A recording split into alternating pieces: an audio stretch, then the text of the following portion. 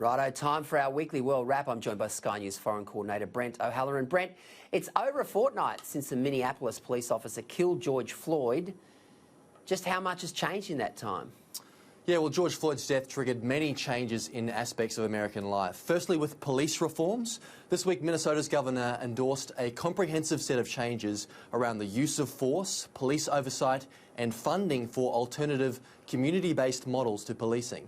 And President Trump this morning announced he will issue an executive order advising police departments to adopt national standards for the use of force. Also, the movement to defund police has gained significant support in the US. It's a controversial strategy to divert funds from police to social programs. The reasoning is that it's better to invest in addressing the causes of crime, like poverty, poor education and inequality. Then there's the social changes, with a worldwide reflection of the depiction of minorities in the media and the honouring of historical figures involved with racial abuse. Now, this is something that's far more contentious than any of the other trends we're seeing in the wake of George Floyd's death.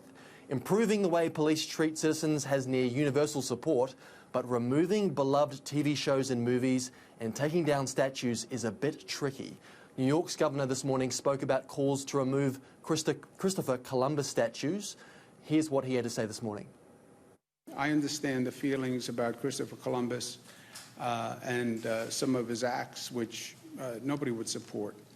But the statue has come to represent and signify appreciation for the Italian-American contribution to New York. For that reason, I support it. President Trump today said he wants to foster economic development in minority communities. He wants to address healthcare disparities by race and provide more school choices, something sure to get a lot more support, Peter.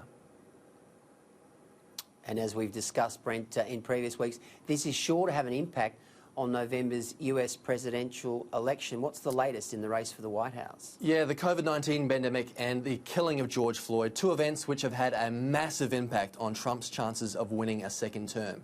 There have been several polls released in the last few days which make for extremely bleak viewing for the Trump campaign. Remember, the four key swing states which typically decide a presidential election are Florida, Michigan, Pennsylvania and Wisconsin. Trump appears to be losing in all of those. He's 3 points behind in Florida and Wisconsin, 4 in Pennsylvania, and a whopping 15 points behind in Michigan. According to an NPR poll, 67% of Americans believe Trump has increased tensions with his response to the mass protests. And a CNN poll this week showed the majority of Biden voters, 60%, aren't voting for Biden, but rather against Trump. Now let's hear from some Trump supporters on their thoughts on Trump's recent performance.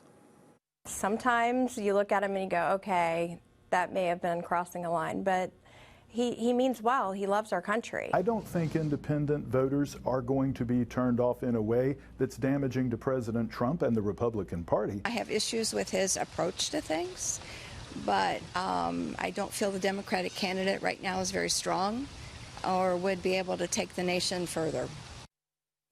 Trump fans can take solace in the fact that Biden's support among Hispanics has dropped, and he continues to make gaffes and at times struggle with his words, as evidenced by this moment taken this morning. Take a listen. You know, the rapidly rising I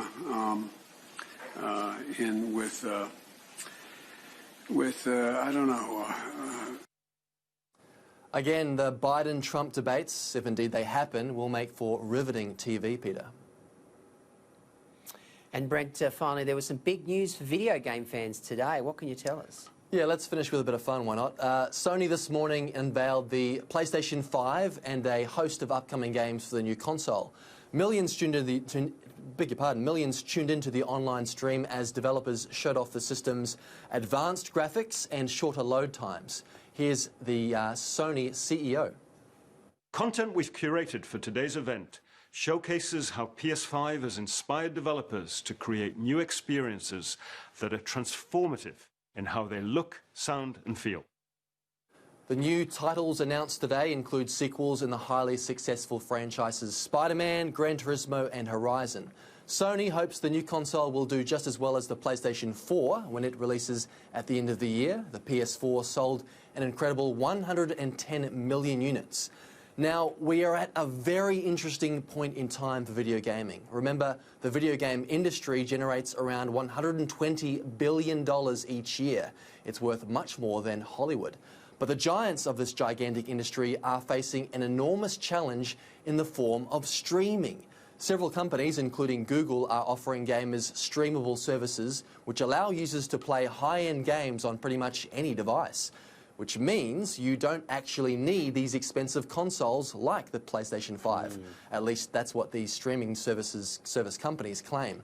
So the PS5, Peter, may be the last PlayStation we will see. Wow.